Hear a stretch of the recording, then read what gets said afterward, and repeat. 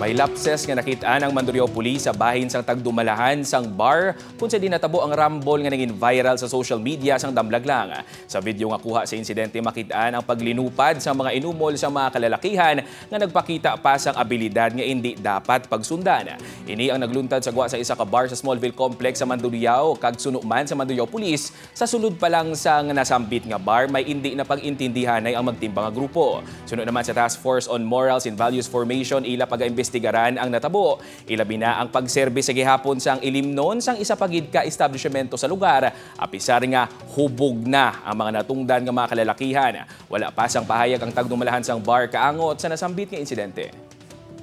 However, may nakita kami ng mga gamay ng mga lapses sa part sang management or even sa mga guards nga mag-contain sa duwa ka grupo. Amo na nga may pagsumbaganay na natabo.